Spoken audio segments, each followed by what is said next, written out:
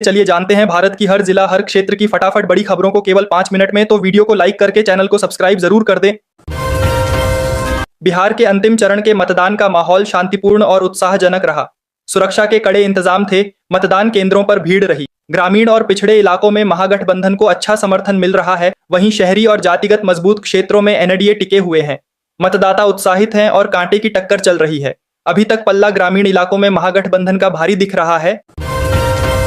कांग्रेस नेता राहुल गांधी ने केंद्र सरकार पर बड़ा हमला करते हुए कहा कि नरेंद्र मोदी भाषण तो बहुत देते हैं, लेकिन रोजगार और महंगाई जैसे मुद्दों पर हमेशा चुप रहते हैं। उन्होंने कहा कि बिहार अब नफरत नहीं, काम की राजनीति चाहता है। अगर वोट चोरी नहीं हुई तो इस बार महागठबंधन की सरकार बनेगी। गृह मंत्री अमित शाह के घुसपैठिए वाले बयान पर समाजवादी पार्टी प्रमुख अखिलेश यादव ने तीखा पलटवार किया। उन्होंने कहा कि अगर घुसपैठिए आ रहे हैं तो पिछले 11 साल से केंद्र में आपकी ही सरकार है, यानी नाकामी आपकी है। अपनी गलती दूसरों पर मत डालिए। मैं यह सवाल लोकसभा में जरूर उठाऊंगा। दिल्ली के लाल किला परिसर में हुई घटना पर प्रधानमंत्री नरेंद्र मोदी ने गहरा दुख जताया। उन्होंने गृह मंत्री अमित शाह और वरिष्ठ अधिकारियों के साथ स्थिति की समीक्षा की और घायलों के शीघ्र इलाज के निर्देश दिए। बिहार विधानसभा चुनाव के दूसरे चरण की वोटिंग में लगभग 4 लाख सुरक्षाकर्मी तैनात किए गए थे। मतदान प्रक्रिया पर ड्रोन कैमरों से लगातार नजर रखी गई।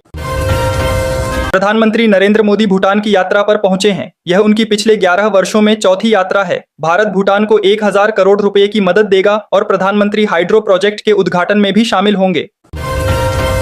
उत्तर प्रदेश के मुख्यमंत्री योगी आदित्यनाथ ने कहा कि बिहार का चुनाव विकास बनाम अराजकता का है। जनता तय कर चुकी है कि अब विकास ही धर्म है और भ्रष्टाचार नहीं चलेगा। अखिलेश यादव ने कहा कि अगर तेजस्वी यादव की सरकार बनी तो युवाओं को लैपटॉप मिलेगा। उन्होंने कहा कि भारतीय जनता पार्टी नौकरी छीनने वाली पार्टी है। कन्या सम्मान योजना की अगली किस्त नवंबर के दूसरे सप्ताह में आने वाली है। इस बार भी पात्र महिलाओं को 2500 रुपए सीधे बैंक खाते में मिलेंगे। बिहार चुनावों के बाद कांग्रेस नेता राहुल गांधी अब उत्तर प्रदेश में सोशल इंजीनियरिंग करने की तैयारी में हैं। उन्होंने कहा कि यह अभियान पिछड़े और दलित वर्गों के बीच चलाया जाएगा ताकि समाज के वंचित तबकों को साथ लाया जा सके। राजद नेता तेजस्वी यादव ने भाजपा पर निशाना साधते हुए कहा कि भाजपा धर्म और जाति की बात कर असली मुद्दों को दबाती है। सरकार दिसंबर के पहले सप्ताह तक प्रधानमंत्री किसान सम्मान निधि की 21वीं किस्त जारी करेगी। जिन किसानों की ई-केवाईसी पूरी है उनके खाते में 2000 रुपए पहुंच जाएंगे। प्रधानमंत्री नरेंद्र मोदी ने बिहार में एक जनसभा को संबोधित करते हुए कहा कि बिहार अब जंगल राज नहीं, विकास राज चाहता है। भारत और पाकिस्तान के बीच पानी का विवाद फिर से गहरा गया है। सिंधु जल संधि को अस्थायी रूप से निलंबित कर दिया गया है। कश्मीर के पहलगाम इलाके में हालिया हमले के बाद रिश्तों में एक बार फिर तल्खी बढ़ गई है। दिल्ली एनसीआर में हवा फिर जहरीली हो गई है। एयर क्वालिटी इंडेक्स 400 से ऊपर पहुंच गया है। सरकार ने ग्रेप 3 नियम लागू कर दिए हैं, यानी निर्माण कार्यों और पुराने वाहनों पर रोक लग गई है। मौसम विभाग ने उत्तर भारत में ठंड की दस्तक की चेतावनी दी है। अगले 3 दिन में तापमान 6 डिग्री तक गिर सकता है। दिल्ली, हरियाणा, उत्तर प्रदेश में सुबह शाम की ठंड अब महसूस होने लगी है। फिलीपींस में सुपर तूफान फंगवोंग ने तबाही मचा दी। 1 लाख से ज्यादा लोगों को घर छोड़ना पड़ा। समुद्र किनारे के इलाके पूरी तरह जलमग्न हो गए हैं। राहत अभियान जारी है। शेयर बाजार आज हरे निशान पर बंद हुआ। सेंसेक्स ने 70,000 का आंकड़ा पार किया, जबकि निफ्टी 21,000 तक पहुंच गया। विदेशी निवेशकों की वापसी से बाजार में तेजी बनी रही। देश में खुदरा महंगाई दर में बड़ी गिरावट दर्ज हुई है। अक्टूबर महीने में यह 4% से नीचे आ गई। सब्जियां और दालें 50% तक सस्ती हुई हैं। केंद्रीय मंत्री गिरिराज सिंह ने राहुल गांधी पर निशाना साधते हुए उन्हें लाल बबुआ कहा और आरोप लगाया कि राहुल गांधी वीडियो कॉल के जरिए बिहार में उम्मीदवार तय कर रहे हैं।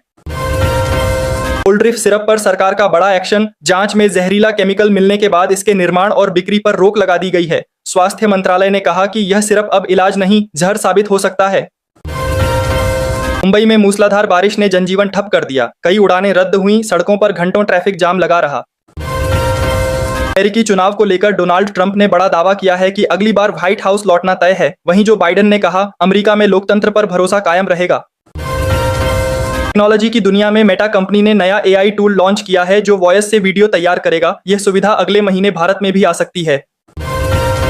स्वास्थ्य मंत्रालय ने चेतावनी दी है कि दिसंबर से फ्लू और कोविड के केस बढ़ सकते हैं, इसलिए बुजुर्गों और बच्चों को मास्क पहनने की सलाह दी गई है।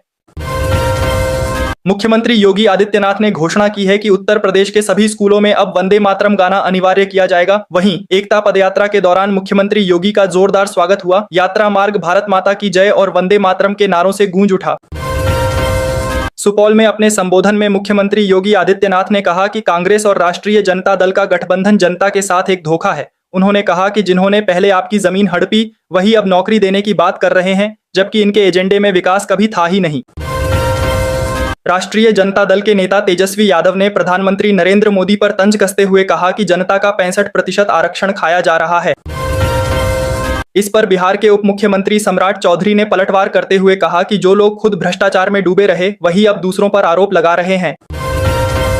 राष्ट्रीय जनता दल प्रमुख लालू प्रसाद यादव ने जनता दल यूनाइटेड से दोबारा हाथ मिलाने की अटकलों पर कहा कि अब नीतीश कुमार को स्वीकार करने का सवाल ही नहीं है। राहुल गांधी ने बिहार में छात्राओं से संवाद करते हुए कहा कि नीतीश कुमार ने बिहार को पूरी तरह बर्बाद कर दिया है और अब देश का भविष्य आप युवतियां ही बदलेंगी। समाजवादी पार्टी की प्रेस कॉन्फ्रेंस में पूर्व मुख्यमंत्री और सपा प्रमुख अखिलेश यादव ने कहा कि उत्तर प्रदेश सरकार अपने ही कागजों को नहीं मान रही है। उन्होंने कहा कि किसान आज भी परेशान हैं, खाद की भारी किल्लत है और सरकार झूठे दावे कर रही है कि खाद उपलब्ध है। अखिलेश यादव ने यह भी कहा कि इस मामले को लेकर अब वह सुप्रीम कोर्ट जाएंगे। राष्ट्रीय जनता दल के नेता तेज प्रताप यादव ने कहा कि उनकी पार्टी 10 से 15 सीटें जीतने जा रही है। उन्होंने कहा कि 14 नवंबर को यह साफ हो जाएगा कि बिहार में सरकार किसकी बनेगी। लोकसभा अध्यक्ष ओम बिरला ने कोहिमा में कहा कि प्रधानमंत्री, मुख्यमंत्री और मंत्रियों को पद से हटाने वाले संशोधन बिल पर बहुत जल्द संसद की संयुक्त समिति यानी जेपीसी का गठन किया जाएगा। सर्राफा बाजार में आज जबरदस्त तेजी देखने को मिली। सोना 1300 रुपये मजबूत हुआ, जबकि चांदी 2460 रुपये चढ़ गई। दिल्ली और राष्ट्रीय राजधानी क्षेत्र की हवा में आज भी कोई सुधार नहीं हुआ। बवाना क्षेत्र में वायु गुणवत्ता सूचकांक यानी AQI 400 के पार पहुंच गया, जबकि नोएडा और गाजियाबाद की स्थिति भी गंभीर बनी हुई है।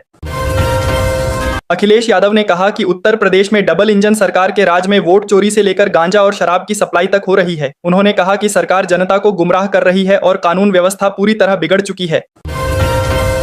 अखिलेश यादव ने कहा कि उत्तर प्रदेश में डबल इंजन सरकार के राज में वोट चोरी से लेकर गांजा और शराब की सप्लाई तक हो रही है। उन्होंने कहा कि सरकार जनता को गुमराह कर रही है और कानून व्यवस्था पूरी तरह बिगड़ चुकी है।